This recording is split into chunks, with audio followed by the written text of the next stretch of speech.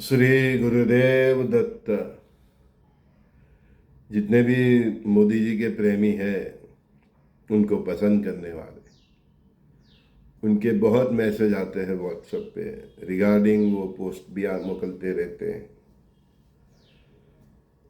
बोला आपने आगे बोला ही था कि दिसंबर तक मोदी जी के लिए बहुत वक्त खराब है। मोदी जी चाहे आप इंस्टाग्राम पे, यूट्यूब पे चाहे कितना भी प्यार जता दो, कितना भी प्यार दोगे, ये जैन जी और बड़े छोटे युवा बुजुर्ग सबको, भारत की पूरी आवाम को, चाहे आप कितना भी प्यार दे दो, क्या कितना भी प्यार जता दो, व्यक्त कर दो अपनी वाणी से, हर रोज रील बना दो, आपके देश और अपने वतन में यानी कि गुजरात में आपकी छवि खराब करने की भरपूर कोशिश होती रहेगी। ये दिसंबर तक का उनका वक्त ही ऐसा है कि वो चाहे कितनी भी कोशिश कर ले, इंस्टाग्राम पे रील बना दे, यूट्यूब पे वीडियो लगा दे, नेशनल टेलीविज़न पर आके हर हफ्ते अपने मन की बात बता दे, लेकिन ये वक्त ऐसा है कि जैन जी, युवा, बुजुर्ग, सब जितने भी भारत के सिटीजन्स हैं वो सबको आपके अगेंस्ट करने की, लोकमानस को आपके विरुद्ध करने की कोशिश चलती रहेगी। और आप चाहे कितना भी मीठा बोलो, आप चाहे कितना भी सत्य बोलो, आपकी बात किसी के पल्ले पड़ने वाली नहीं है। कि आपकी हर कोशिश बेकार जाएगी, व्यर्थ जाएगी। आपके वतन में, आपके देश में, भारत में और गुजरात में आपकी छवि खराब करने की कोशिश एन कैन प्रकार से चलती रहेगी और उसमें आपके विरोधी कुछ हद तक सफल भी रहेंगे। आपने अपने शासन काल में आज तक नहीं देखा इतना जनमानस का आपके विरुद्ध आक्रोश हम देख सकते हैं। आपकी छवि खराब होते हुए देखते हुए जो स्वार्थ से आपसे साथ जुड़े हुए हैं, वो आपके दोस्त और कई राजकीय पार्टी जनमानस में आपसे दूरी दिखाने की कोशिश करेंगे। जैसे आपसे वो भी दूर है, वो लोग भी, ये जैन जी और कुछ युवा या कुछ बुजुर्ग, बाकी ये भारतीय जो सिटीजन है उसके साथ है, ऐसा उनकी बातों से एग्री है, ऐसा दिखावा करने की कोशिश करेंगे।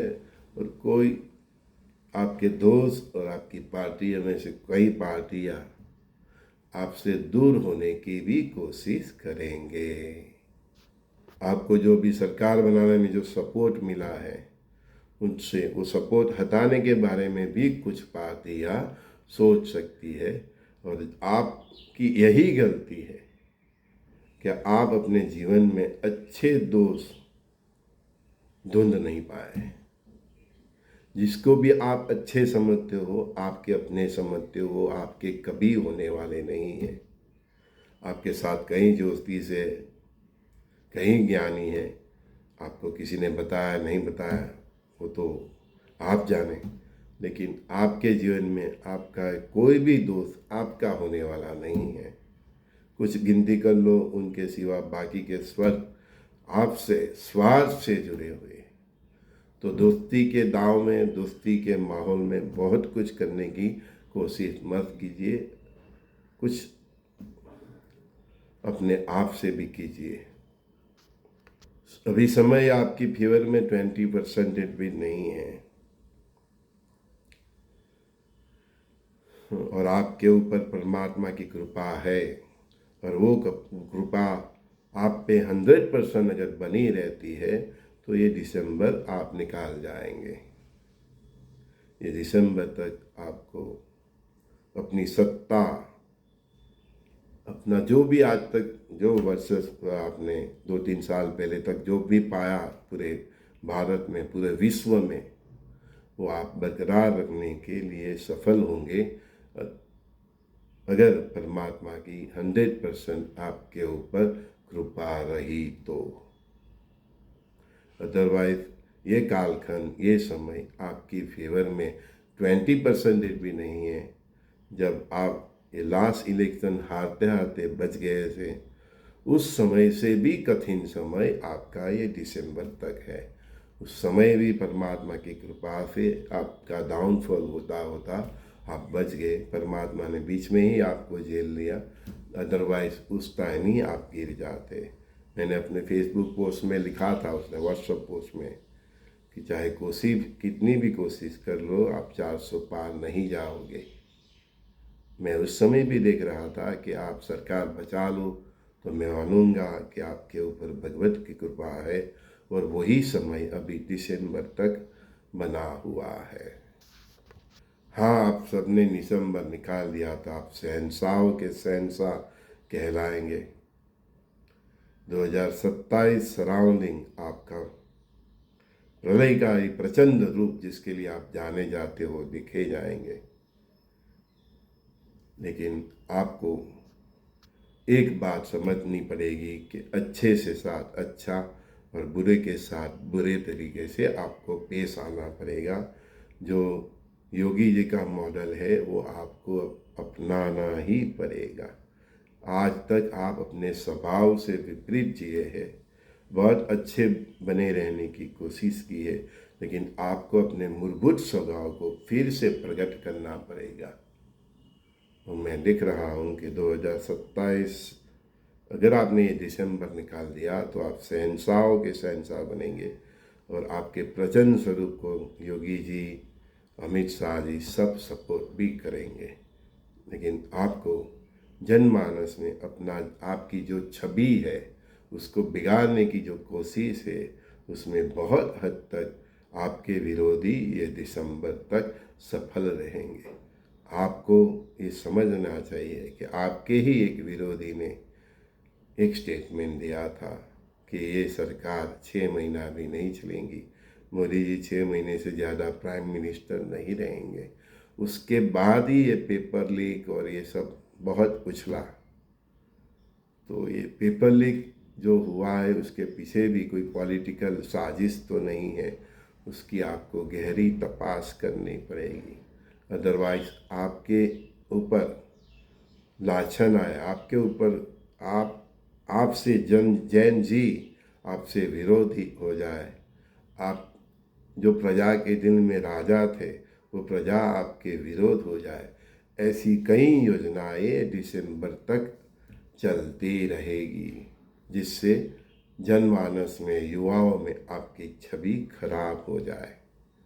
तो एक बहुत बड़ी गेम है, आपको इसको संभालना होगा, और ये संभाल सके ऐसे आपके साथ कई नेता भी है, कई एक्सपर्ट भी है, हमारी कई गुप्तचर संस्था भी है, बहुत कुछ है आपके पास।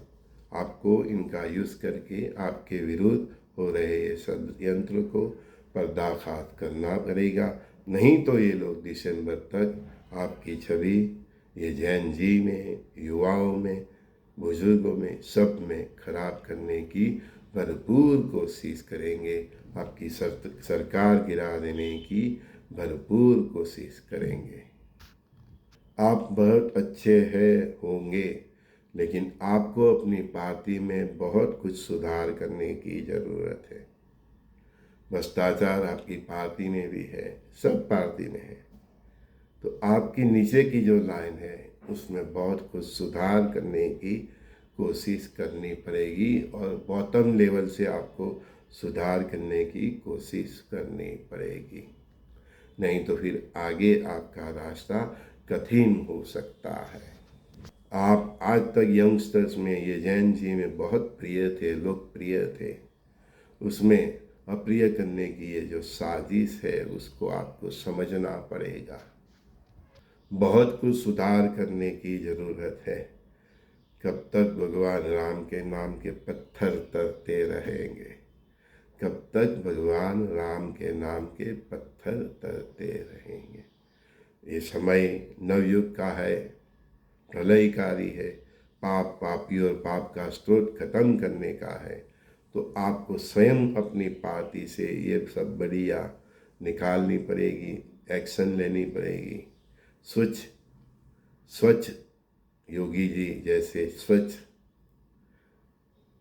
नेताओं को ऊपर आपको ध्यान देना पड़ेगा और ऐसे नेता आपकी पार्टी में शामिल हो, ऐसा आपको करना पड़ेगा।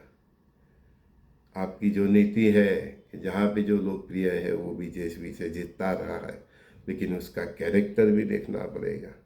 वो कितना भ्रष्टाचारी है, बेईमानी है, ईमानदार है, सब देखना पड़ेगा। आगे आपको आपकी पार्टी में बहुत कुछ करने की ज़रूरत है, नहीं तो उनका ईमान सही नहीं होगा, उनकी नीति सही नहीं होगी, तो राम के नाम के कितने भी पत्थर तर जाए, इस प्रकार के आंदोलन आपके विरुद्ध, आपकी सरकार के विरुद्ध होते रहेंगे, फिर आपके लिए वो फ्यूचर अच्छा नहीं है। आगे ऐसी परिस्थिति भी निर्माण हो सकती है कि आपको कई स्टेट में या पूरे देश में मिलिट्री शासन, राष्ट्रपति शासन भी लाना पड़ सकता है।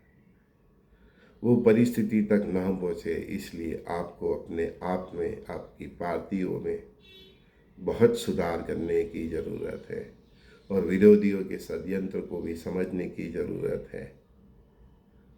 आपको अभी अपने राष्ट्र के ऊपर बहुत ध्यान देने की ज़रूरत है। मैं जानता हूँ आप 24 आवर्स वर्क करते हैं, लेकिन कुछ बातें में अभी भी कमी है, उसको सुधारने की कोशिश कीजिए। अदरवाइज वही कमियों को उजागर करके ये जैन जी, ये भारत के युवा, ये